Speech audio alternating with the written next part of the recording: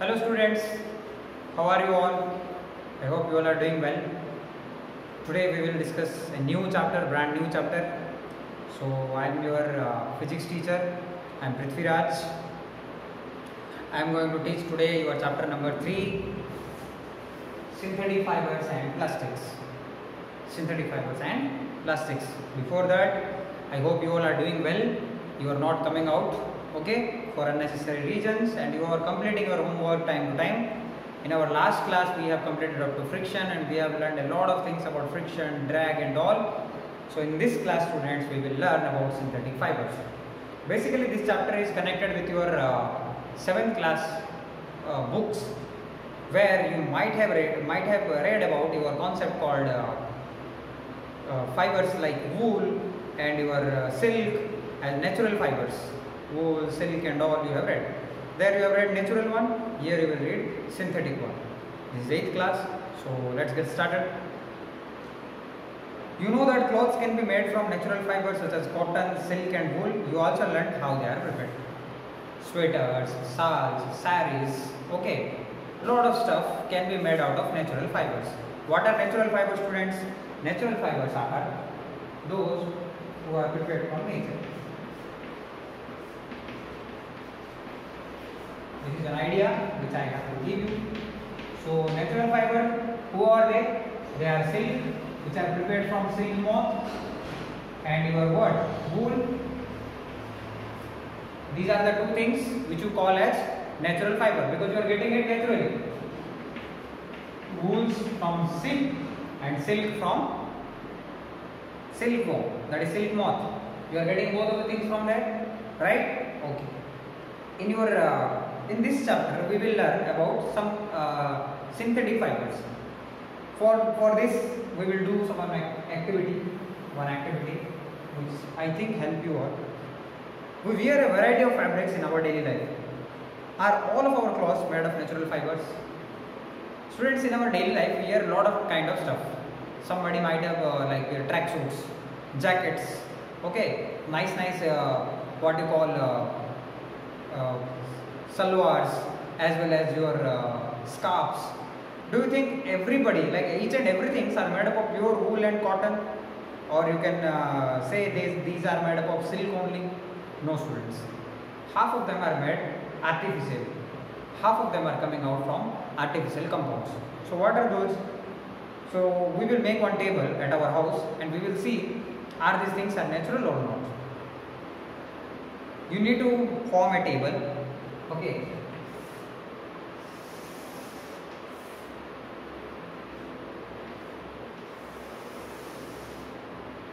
Okay. In that table, you will place 3 columns.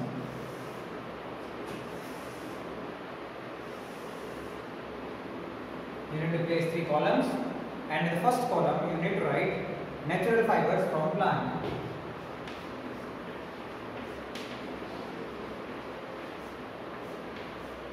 Plant based, which is your what? Cotton. Okay. Then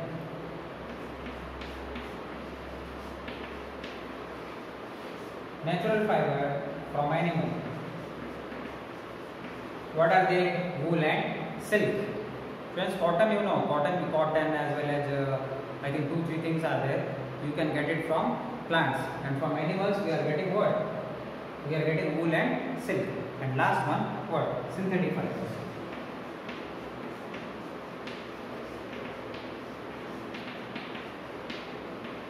And you need to see articles at your house. How many articles you are getting of these 3 sectors you need to mention. From your plant based, what all you will get? Cotton sari, right? You can get cotton sari. You can get what? Cotton shirts, cotton pants, a lot of cotton things you will get. And next he is talking about silk. Then you will get silk cloth.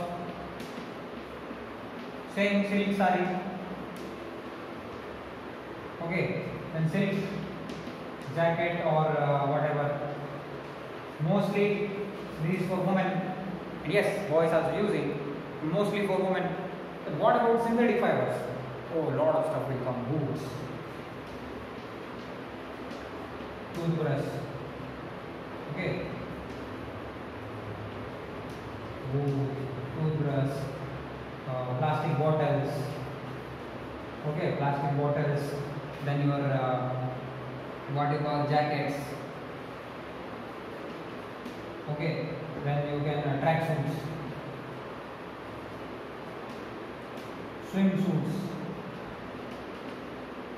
lot of them. As you can see, I can fill the table, or the table is getting what? It is a little small table for me. I can write a lot more. So the articles which are made from synthetic fibers are far more superior as compared to our natural one. Okay, because they are easily available, they are less costly, and they are more, like as you can see, they can be used up to more interval of time. They won't get spoiled by using by fungus and all. Okay, first of all, it is cheap in cost. It is abundantly available. Third most simple thing is it won't get wear and tear that easily. It won't be wear and tear that easily, right? So we will see some problems, some activities in your book, so as to identify these all compounds. Now the most important question is how they made.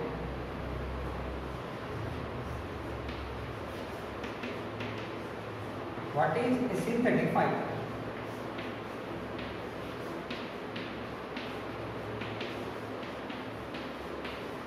Big question. What is a synthetic fiber? Have you seen necklace, students? Beads of necklace? Yes, you have seen. Do you observe any pattern in the arrangement of the beads? Have you have you ever seen the pattern? Yes, they are like arranged in a circular motion, one to one, one to one. They are connected. Okay. Can you describe the pattern? Yes, we will describe. Let us do the description. Suppose the beads are like that.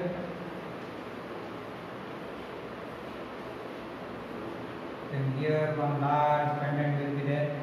Then again they will be connected in this. Right? You can make like this also. Again another in between also. To make it more attractive, right?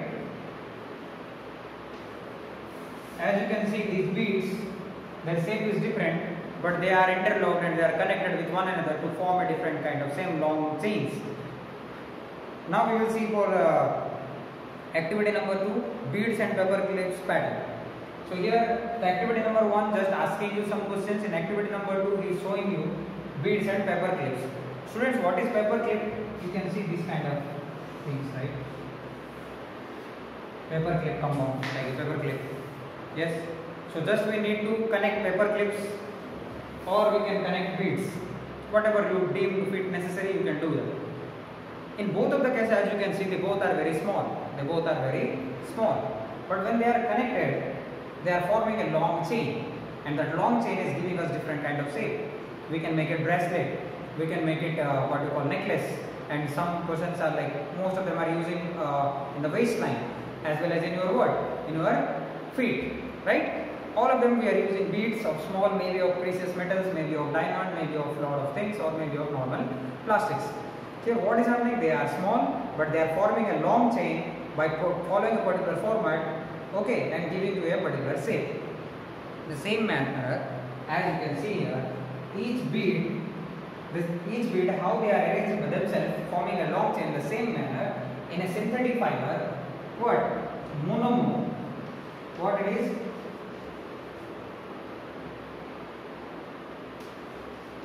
Monomers are used. Similarly, synthetic fibers are made of chain-like structure, which are themselves formed by joining small units together. They are like, we can see them as a long chains, which are formed themselves by connecting a small units. Those small units are called monomers. And number of monomers will come together to make a polymer.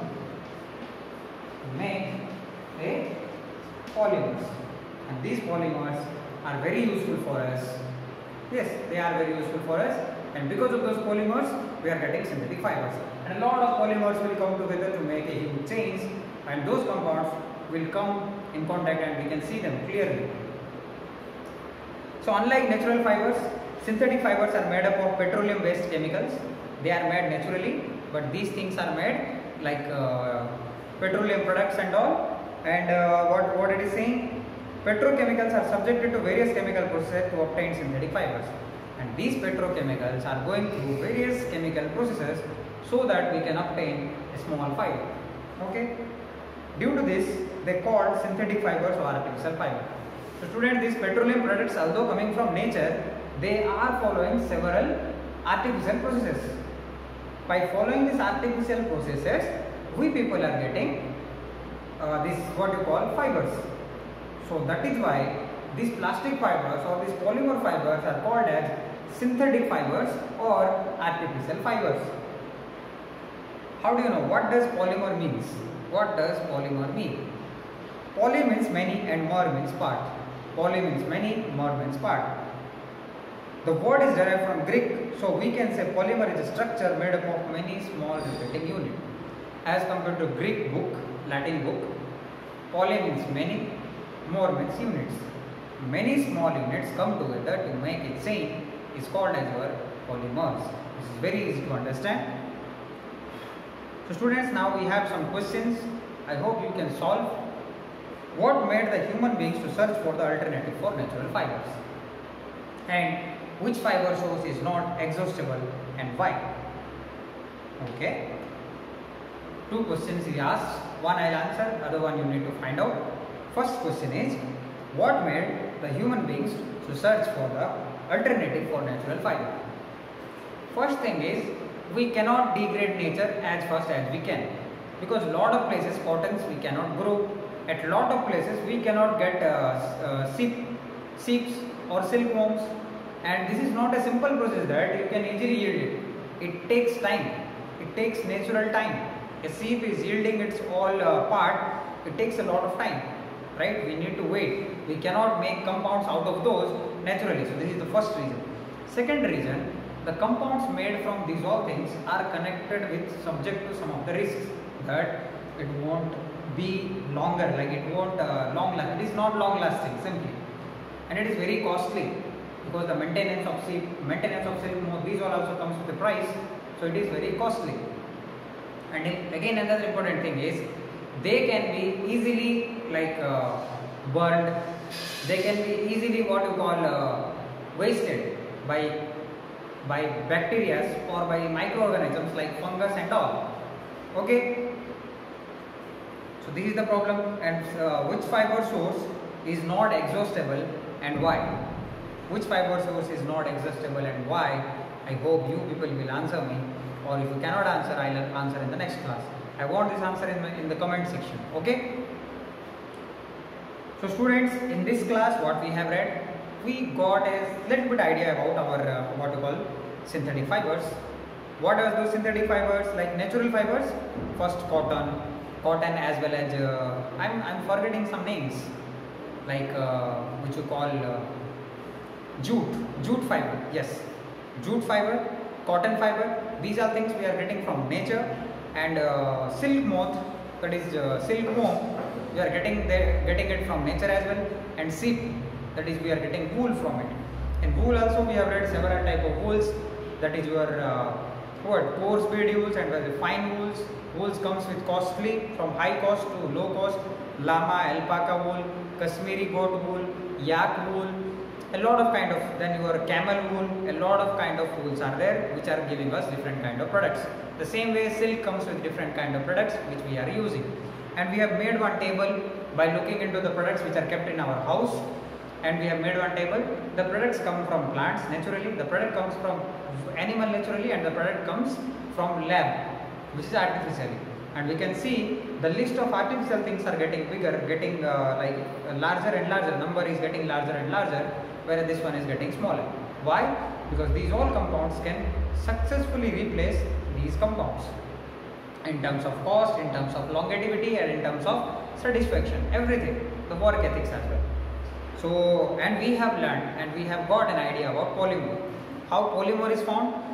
Polymer is formed by connecting number of small monomers in a chain like manner, and those structure will give us an idea about polymer, or this is the thing which is giving us an output called what? Polymer. and these polymers are coming together to make a long lasting fiber.